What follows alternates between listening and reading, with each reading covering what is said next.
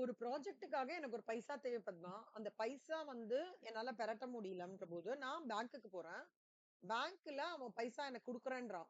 அவன் எனக்கு பைசா குடுக்கறதுனால, அவனுக்கு நான் ஒரு பெனிஃபிட் குடுக்கணும்ல. அந்த பெனிஃபிட் பேரு தான் இன்ட்ரெஸ்ட். அத பத்தி தான் நம்ம இங்க பேசப் போறோம். borrowing cost in layman language is called as interest. புரியுதா? You are able to understand. Okay. Borrowing இது அண்டர்லைன் பண்ணிக்கோங்க Padma. Borrowing cost or the interest and the other cost incurred by an enterprise in connection with the borrowing of funds. இதுல வந்து you should understand two, three, four terminologies. Okay. What is called as qualifying asset அப்படின்னு சொல்லிட்டு இருக்கு. Qualifying assetனா என்ன? Padma note மட்டும் எடுத்துக்கோங்களேன். இந்த financial அக்கவுண்டிங்க்கு ஒரு சின்ன நோட் போடுறீங்கல்ல பத்மா? சின்ன நோட் போட்டிருக்கீங்களா? அத எடுத்துக்கோங்க. இது வந்து ஒரு 3 இம்பார்ட்டன்ட் போட்டுக்கோங்க. 3 இம்பார்ட்டன்ட் சைன் போட்டுக்கோங்க. Very, very, very important. It is going to travel with you for the entire life. Interview question, ஃபைனல்ல வந்து 14 மார்க்ஸ் கொஸ்டின், இன்டர்ல வந்து this is your 7 marks question, stage 3ல it is your 7 marks question. ஓகேவா? Interview question எங்க போனாலும் இது கேட்பாங்க. Borrowing cost. ஏன்னா நம்ம இப்ப எல்லாமே நான் கையில பைசா வச்சிருந்தா பண்றோம் இல்லல்ல. எல்லாமே கடன் வாங்கி தானே பண்றோம். எனக்கு தெரியல ஹவ் யூ ஆர். என்னோட லைஃப் எல்லாமே வந்து not on my own pocket I'm not having any funds. So அது எனக்கே ஒரு பர்சனலா ஃப்ரண்ட்ல இருக்கும்போது ஆர்கனைசேஷன்ஸ்க்கும் அதே மாதிரி தான். So to get to elevate to the next level, we need funds. Who is giving? Bank is giving. So I'm getting funds from the bank. Something I have to pay for him. That I'm doing it in the form of interest. So the standard is very, very important. The treatment of interest is very, very important as far as from the company point of view. Okay, wow. So right, எழுதிக்கோங்க Padma. AS 16 borrowing cost. ஆ, ஆ, ஆ. Exact. அதுல எழுதிக்கோங்க பக்கத்துல borrowing காஸ்ட்க்கு வந்து example வந்து interest borrow interest payable to bank for the loan.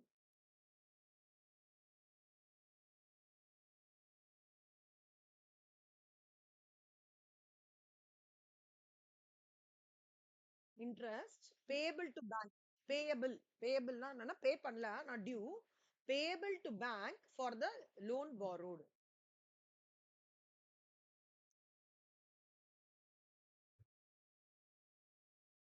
ஓகேவா? Right. Next எழுதிக்கோங்க Padma. Qualifying assert அப்படி மட்டும் ஹெட்டிங் போட்டுக்கோங்க. நான் இன்னொரு எக்ஸல் ஃபைல் ஷேர் பண்றேன். ஒரு நிமிஷம் இருங்க. இது வந்து இப்ப இந்த borrowing cost மட்டும் I have taken few notes from CA material, very beautifully given. சிலதெல்லாம் CA material ரெஃபர் பண்ணிப்பேன். சிலது CS ரெஃபர் பண்ணிப்பேன். MBA அந்த மாதிரி ரெஃபர் பண்ணிப்பேன். ஈஸியா எது கன்வே பண்றதோ அதை எடுத்துப்பேன்.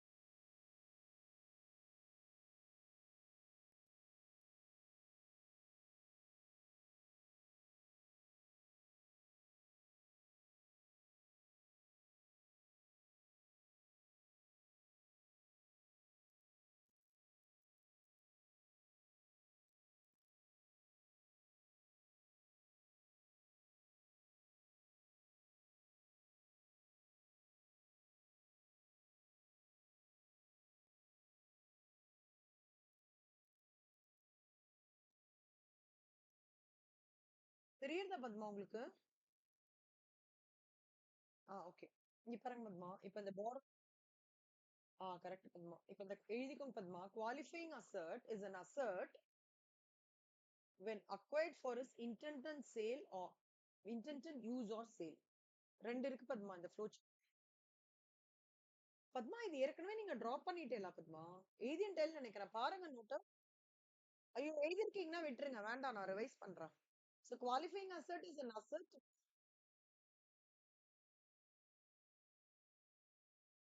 ஆமா. 2 இருக்கு பத்மா. ஒண்ணு வந்து இப்ப நான் இம்மீடியட்டா அத வாங்கிட்டு இம்மீடியட்டா யூஸ் பண்ணிட்டேன்னு வச்சுக்கோங்களேன். அது குவாலிஃபைங் அசெட் கிடையாது. ஓகேவா? இந்த லோன் மூலமா என்னது மேம் இது சாரி என்னது இது அசர்ட்ன்றது இங்க என்ன எப்படி இது கான்டெக்ஸ்டோட கனெக்ட் ஆகுறதுன்றத நான் எக்ஸ்பிளைன் பண்றேன் பாருங்க. எனக்கு பேங்க்ல இருந்து ஒரு பைசா நான் வாங்குறேன். ஓகேவா? அந்த பைசாவை வச்சு ஒரு அசர்ட்டை நான் வாங்குறேன் என்னோட ப்ராஜெக்ட்டுக்காக. அந்த அசர்ட்டை வாங்கின ப்ராஜெக்ட்டுக்கு ப்ராஜெக்ட் யூஸ் பண்றத வந்து இமீடியட்டாவே இப்ப இன்னைக்கு வாங்கிட்டு நாளைக்கே நான் யூஸ் பண்ணிட்டேன்னு வச்சுக்கோங்களேன். அது வந்து குவாலிஃபைங் அசெட் கிடையாது. நல்லா புரிஞ்சுக்கோங்க. புரியுதா உங்களுக்கு இந்த பாயிண்ட்?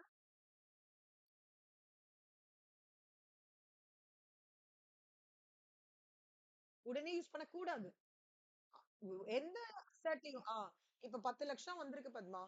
நீங்க வந்து டிவி வாங்குறீங்க. சும்மா ஒரு 10 லட்சம் கையில இருந்தா என்ன வாங்குவீங்க பத்மா? இல்ல சேவிங்ஸ் பண்ணல நீங்க. ஜஸ்ட் வாங்குறீங்கன்னா என்ன வாங்குவீங்க? வீட்டு பொருள் ஏதாவது என்ன வாங்குவீங்க? டைனிங் டேபிள் அப்புறம் ஒரு 4, 5 ஐட்டம் சொல்லுங்களேன்.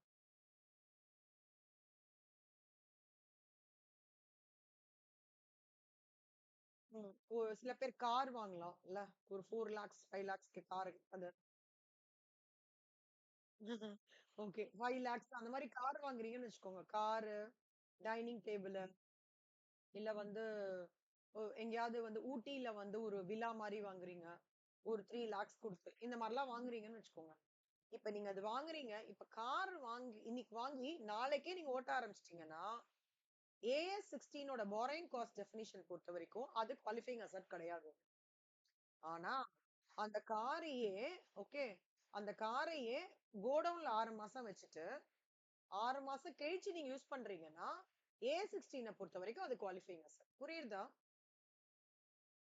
Good. Assert when acquired for sale its intended use or sale. It takes necessary substantial period of time to get ready for its intended use or sale. Ready 2 பிரிவா பிரிச்சுக்கோங்க பத்மா. மைண்ட்ல உடனே நான் use பண்றேனா உடனே அதுக்கு அந்த அசர்ட்டுக்கான யூசேஜ் உடனே இருக்குன்னா அது A16ல வரவே வராது. A16ஓட ப்ரொவிஷன்ஸ்ல அது வரவே வராது. இல்ல நான் ஒரு substantial period of time substantial period of டைம்ன்றது it depends upon the case circumstances of each case, but predominantly it is a period of 6 months. Sorry, not 6 months, predominantly it is a period of 12 months. Okay வா?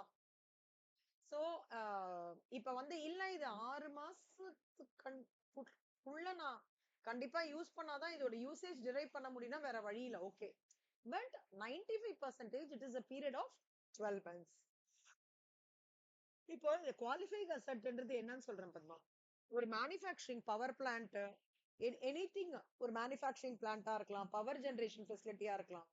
இப்போ ஒரு power generation facility நீங்க set பண்றீங்கன்னா அதோட டெக்னாலஜியை நீங்க import பண்ணி டப்புன்னு நாளைக்கெல்லாம் யூஸ் பண்ண முடியாது. First you should import it from Japan. Okay you should have the training school to understand the functionality. கரெக்டா? எடுத்த உடனே நம்மளால யூஸ் பண்ண முடியுமா? பண்ண முடியாது. அதுக்கப்புறம் ஃபங்க்ஷனாலிட்டி யூஸ் பண்ணேன். அண்டர்ஸ்டாண்ட் பண்ணி நான் அதுக்கு வந்து ப்ராப்பரா ட்ரைனிங் எடுத்து and I should have some expertised people with me. என் கூட இருக்கிறவங்களும் ரொம்ப ஸ்கில்டு பீப்புளா இருக்கணும். அப்புறம் அதை ட்ரையல் ரன்னுக்கு விடணும். ட்ரையல் ரன்னுக்கு விட்டு இனிஷியல் கெப்பாசிட்டி யூட்டிலைசேஷனுக்கு நான் அதை எடுத்துட்டு போகணும்.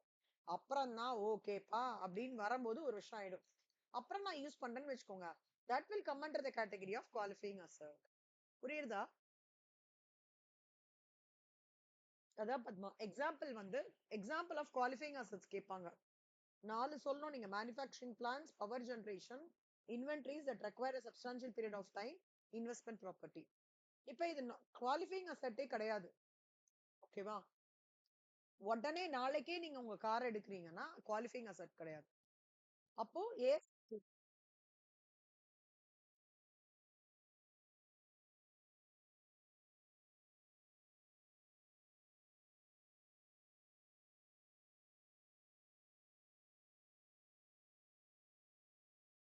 இல்ல யூஸ் பண்ணக்கூடாதுன்னு இல்ல. நீங்க இம்மீடியட்டா கூட யூஸ் பண்ணுங்க. இம்மீடியட்டா யூஸ் பண்ணீங்கன்னா, அத P&L காமிங்க. இம்மீடியட்டா யூஸ் பண்ணலன்னா, பேலன்ஸ் ஷீட்ல காமிங்கன்றாங்க. வேற எதுவும் இல்ல. அதான் அவுட்கம். வேற ஆமா. எண்ட் பாயிண்ட் என்னன்னா, இப்ப நான் இம்மீடியட்டா பண்றேன். இது இம்மீடியட் யூசேஜ்னா, it will be treated as a revenue expenditure. இல்ல நிதானமா புட் டூ யூஸ் ஆஃப்டர் 12 மந்த்ஸ்னா, it will be treated as a capital expenditure. இந்த கேபிட்டல் எக்ஸ்பெண்டிச்சர்ன்றது வந்து பேலன்ஸ் ஷீட்ல போகும். ரெவென்யூ எக்ஸ்பெண்டிச்சர்ன்றது P&L போகும். அதான் வேற எதுவும் இல்ல. ஆ. ம். ஆ. இதுதான் பத்மா. சோ இது வந்து இந்த சம் நான் எடுத்தேன். இல்லஸ்ட்ரேஷன் 11. நீங்க கோ த்ரூ பண்ணிட்டு டவுட் இருந்தா சொல்லுங்க. போன வாட்டி எடுத்தேன். ரயில்வே பிரிட்ஜ், கங்கா ரிவர் நீங்க கூட ஆன்சர் பண்ணீங்க. பார்த்துட்டு சொல்லுங்க. Illustration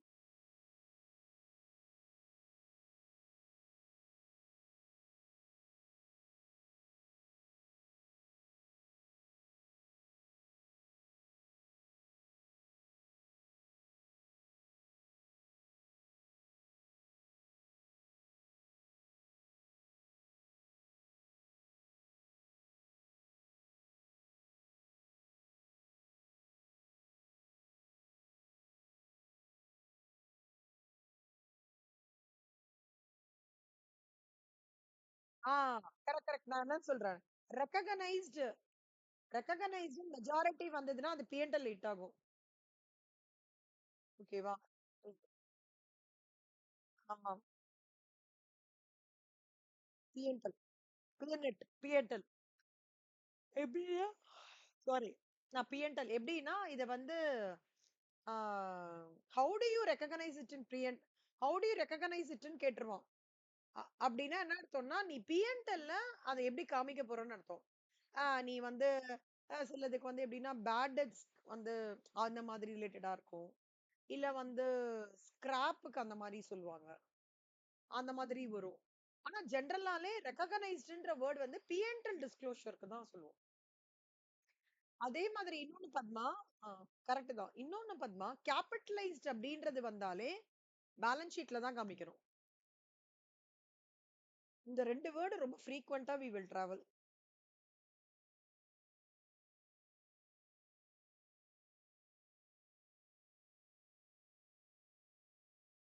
exactly.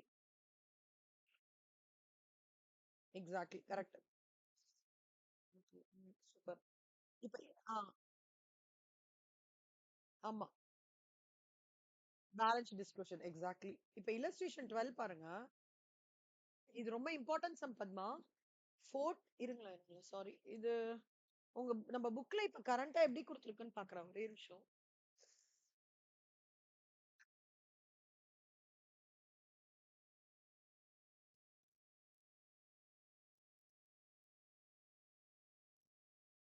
பத்மா இப்ப நம்ம புக்ல இது கரண்டா வந்து இல்லஸ்ட்ரேஷன் 16 ஓகேவா பத்மா? இப்ப நான் எடுக்க போற இங்க நான் மாத்துறேன். 16ன்னு மாத்துறேன். எங்கயாவது பெண்டிங்கா இருக்கா பாக்குறேன் Padma. If I am leaving any sums நான் செக் பண்றேன். இது வரைக்கும் இதுவான மாரி தெரியல. இது பண்ணிட்டேன். இன்க்ளூட் பண்ணிட்டேன். ஆ. இப்ப பாருங்க 14/8/2022 21 அப்படியே நான் 22 கன்வெர்ட் பண்ணிக்கிறேன். 22 எப்படியே 23ன்னு வச்சுக்கிறேன். 14/8/2022ல வந்து புஷ்கர் வந்து என்ன பண்றாரு? ஆர்பிசி பேங்க்ல இருந்து 65 லட்சம் ரூபாய் வாங்குறாரு. வாங்கி என்ன பண்றாரு? 19,80,000 ஒரு எக்யூப்மென்ட் பர்ச்சேஸ் பண்றாரு.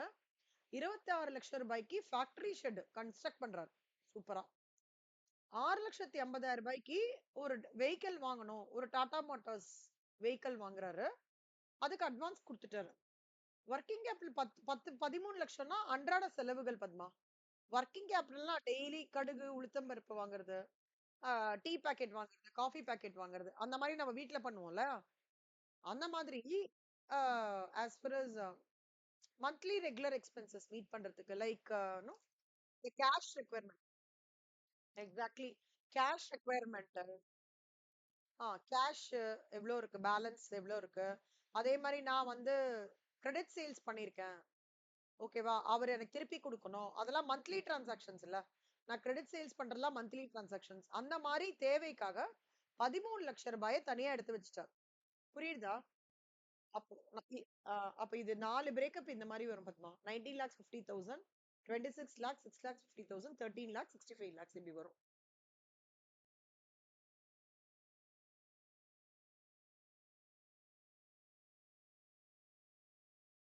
ம்,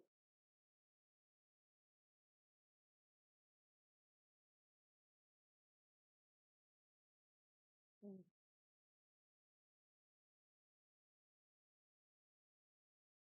ம்.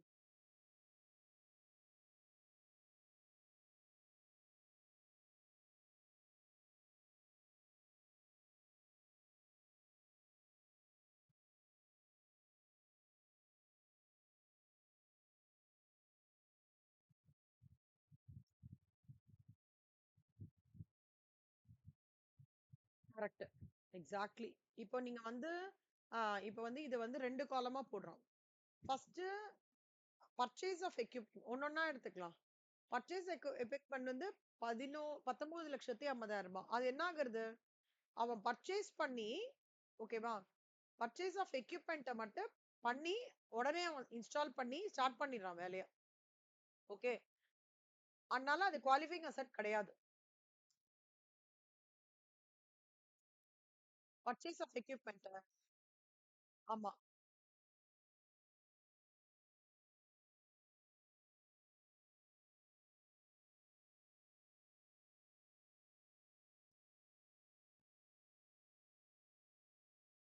மார்ச் எப்ப வாங்குறான் அது? இல்லையே இப்போ 2020 ஆகஸ்ட். ஆகஸ்ட் மாசம் பண்றான் Padma. August, September, October, November. 7 months தானே இருக்கு பத்மா. 7 months, 12 மாசத்துக்குள்ள இருக்கிறதுனால அது குவாலிஃபைங் அசெட் கிடையாதுல்ல. 12 மாசத்துக்கு மேல போனாதான் குவாலிஃபைங். குள்ளியே 12 months குள்ளேயே அவன் யூஸ் பண்ண ஆரம்பிச்சிட்டான். புரியுதா பத்மா? 12 months குள்ளேயே அவன் வந்து யூஸ் பண்ண ஆரம்பிச்சிடான். அண்ட்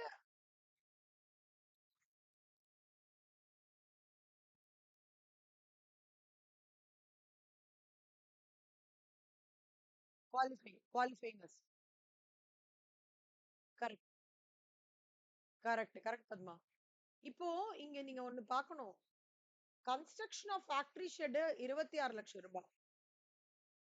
ஓகேவா?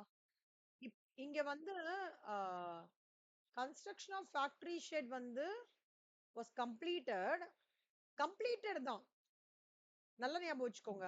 வெறும்னா கன்ஸ்ட்ரக்ஷன் வந்து கம்ப்ளீட் தான் பண்றான். ஆனா அதுக்கு ஸ்டார்ட் பண்ணலாம் சொல்லவே இல்ல.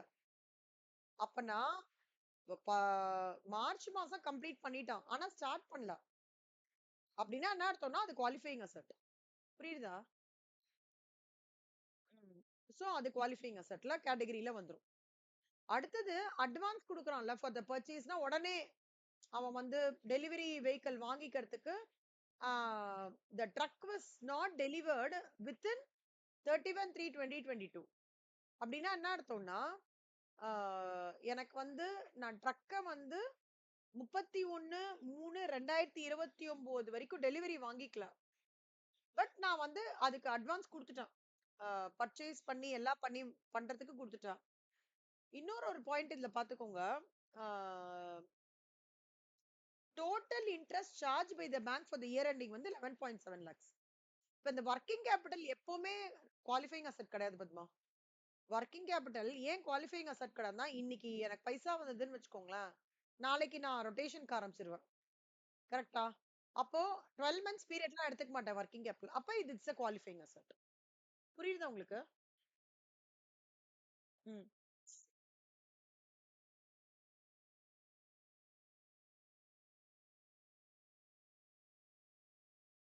ஆமா.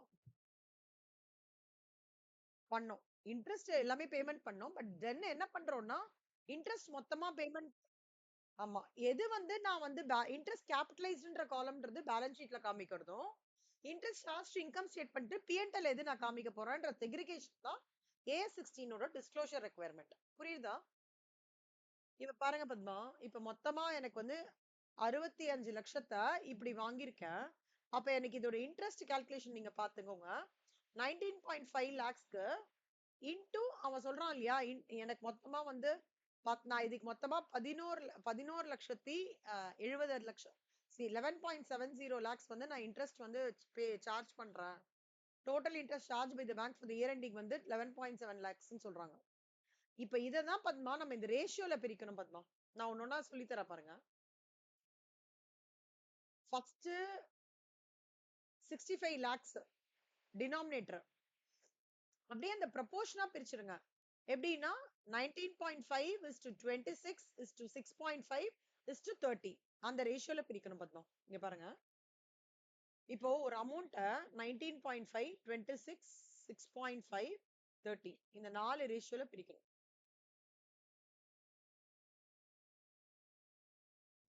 புரியலையா?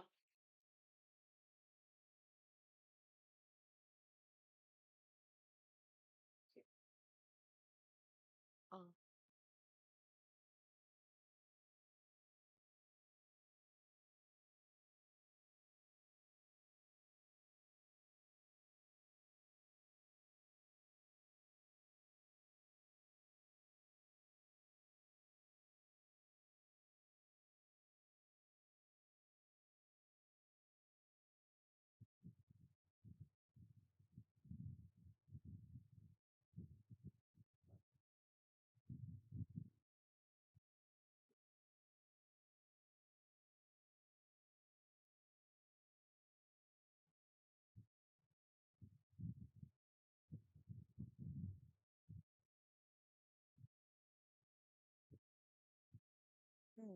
சோ இந்த ரேஷியோல பிரிக்கணும் பத்மா.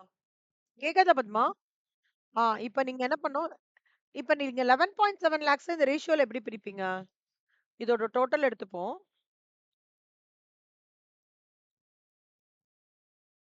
So 11.7 lakhs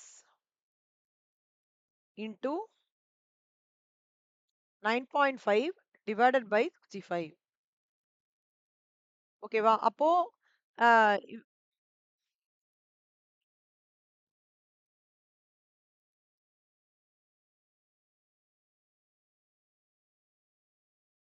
correct.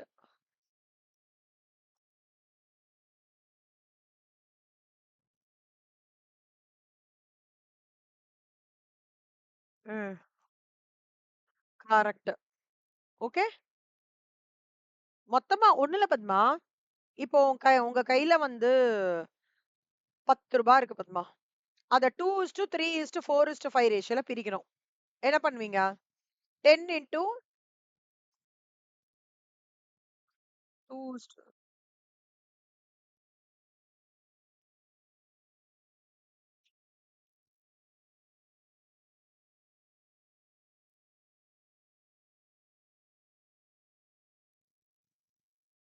இத ஃபர்ஸ்ட் இது டோட்டல் பண்ணிப்பீங்க. 10:2:4:2 ரேஷியோனா ₹10 எப்படி பிரிப்பீங்க? 10 into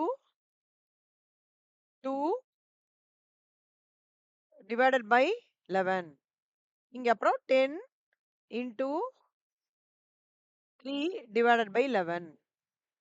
10 into 4 divided by 11.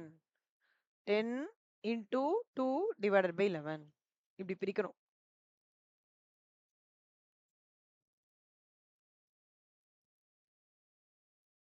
ஓகேவா? இப்படி பிரிப்பீங்களா? அதே மாதிரி தான் இங்க பிரிக்கணும். போடுங்க இந்த சம்ம. ரொம்ப இம்பார்ட்டன்ட் சம் போடுங்க. நீங்க போடும்போது இப்படி போடணும் பத்மா. இது உங்களுக்கு சிம்பிளா ஈஸியா சொல்லி தர மெத்தட். இத நீங்க அழகா இப்படி டேபுலர் காலம்ல போடணும். எப்படி? particulars, nature of asset, interest capitalized, qualifying asset, interest capitalized, income statementல மத்த மூணும் வந்துரும். போடுங்க.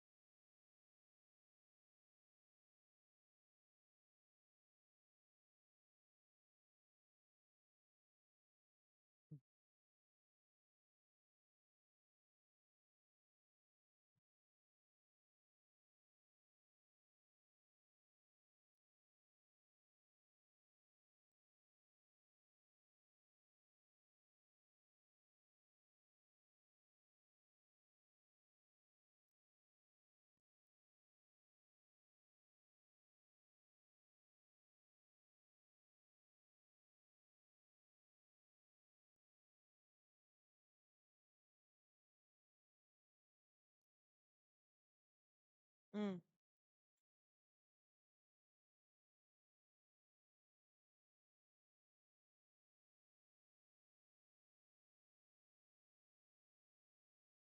ம்.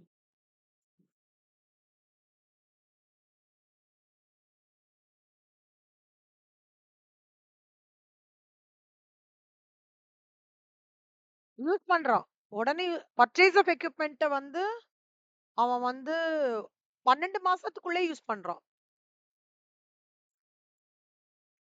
ம்.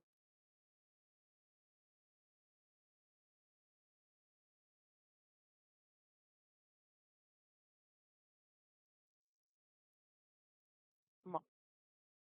கரெக்ட்.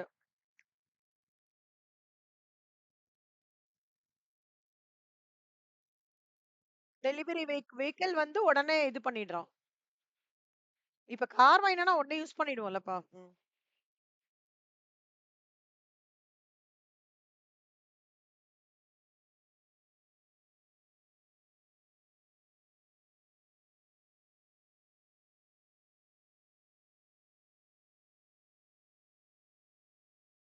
ம். ம்.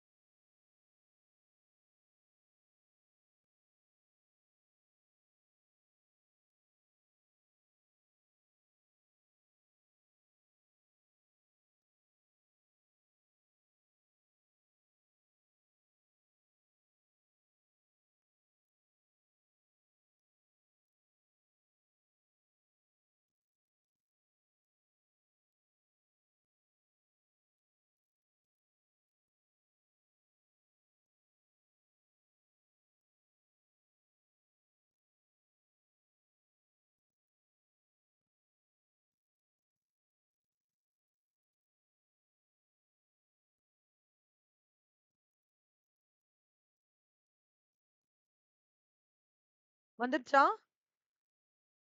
சூப்பர்.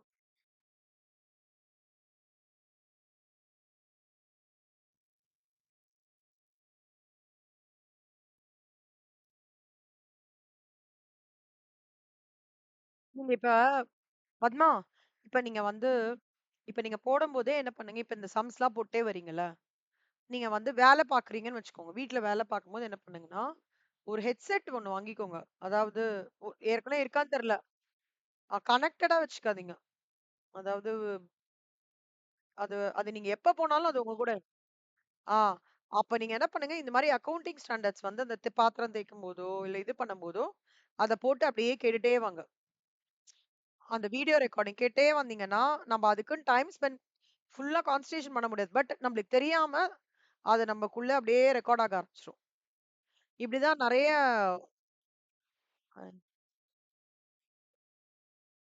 ஆ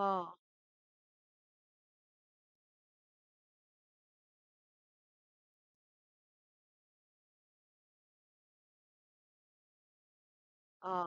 சூப்பர்.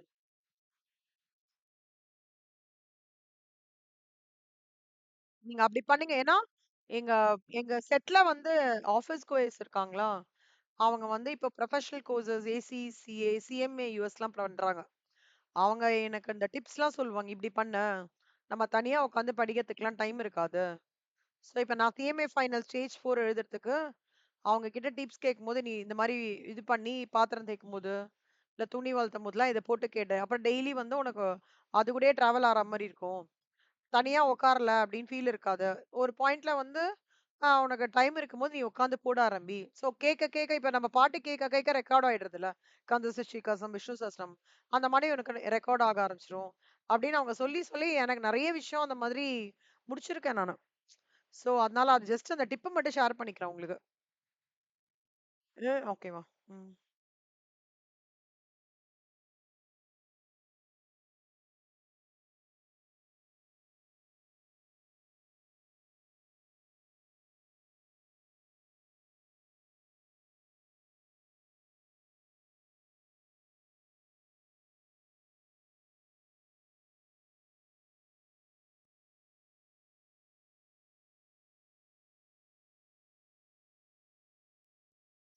ஆமா. கரெக்ட்மா. எக்ஸ்பென்சஸ்ல சார்ஜ் ஆகும். எக்ஸாக்ட்லி. பேலன்ஸ் ஷீட்ல, அசெட்ல வச்சுருவோம். அசெட்ல இது பார்க் ஆகும். 4,68,000 கொஞ்சம் கொஞ்சமா அத ஆ டிவைட் பை 5 போட்டு டிஃபர் பண்ணுவோம். கொஞ்சம் கொஞ்சமா அமௌண்ட்ட காமிப்போம். Till it is put to use. Till it is put to use balance ஷீட்ல உட்காந்துன்னு இருக்கும் பத்மா. நான் யூஸ் பண்ண ஆரம்பிச்சதுக்கு அப்புறம் பி&எல்க்கு வந்துரும். புரியுதா? அவ்வளவுதான் சிம்பிள் லாஜிக். சிம்பிளா.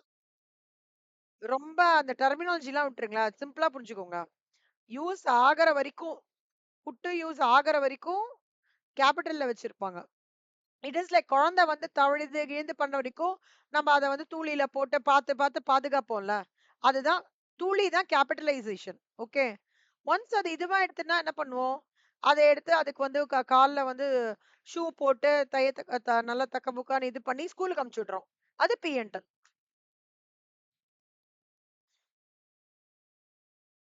அவ்வளவுதான்.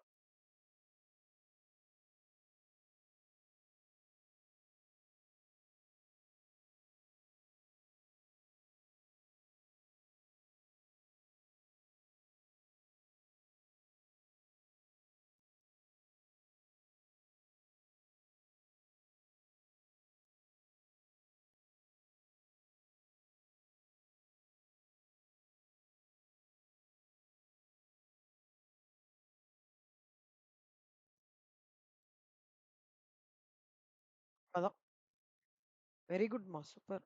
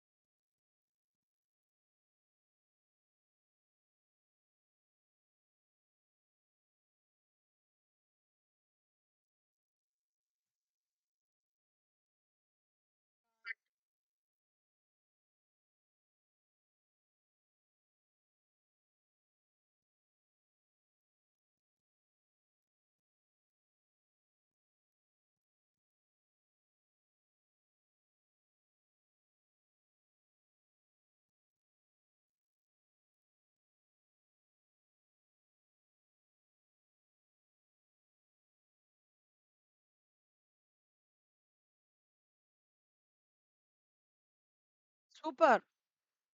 வந்துச்சா? Very good.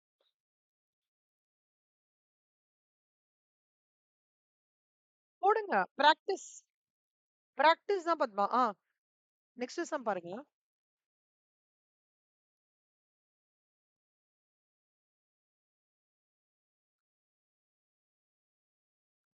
Padma next sem வேணா ஹோம்வொர்க் எடுத்துக்கிறீங்களா? ம். அதாவது நெக்ஸ்ட் செம்ல இல்ல டைம் இல்லல்ல. நீங்க கொஞ்சம் யோசிச்சு போடுறதுக்கான ஒரு ஆப்பர்ச்சுனிட்டி கிடைக்கும். 18க்கு எடுத்துக்கிறீங்களா? Very good. சூப்பர்ங்கம்மா. Very good. see 18 வந்து ஆல்மோஸ்ட் நீங்க போட்ட மாரியே பா. ஓகேவா? போட்டா அப்படியே ரெப்ளிகா. 17த் மட்டும் ஒரு சின்ன ட்விஸ்ட் மட்டும் இருக்கு. நீங்க அத பிக் பண்ணிருவீங்க. பாருங்க. இல்லன்னா நான் சொல்லி தரேன். ஓகேவா? சூப்பர். ஓகே பத்மா. இன்னைக்கு பாரோயிங் காஸ்ட் போதும். ஏன்னா பாரோயிங் காஸ்ட் வந்து இல்ல இன்னைக்கு borrowing cost borrowing cost, taxes on income இந்த டைமிங் டிஃபரன்ஸ்லாம் வந்து கொஞ்சம் நல்லா பெருசு. பாரோயிங் காஸ்ட்டோட மட்டும் நான் இப்போ காஸ்ட் ஷீட் உங்களுக்கு இப்ப நான் எக்ஸ்பிளைன் பண்றேன் ஃபர்ஸ்ட்லேருந்து. உங்க டவுட்ஸ் கிளாரிஃபை பண்ணிடுறேன். ரொம்ப நாளா பெண்டிங்கா இருக்கு. பத்மா ஒரே நிமிஷம் வாட்டர் மட்டும் குடிச்சிடுறேன். வாட்டர் மட்டும் குடிச்சிட்டு வந்துடுறேன் பத்மா. ஒரே நிமிஷமா. Thank you.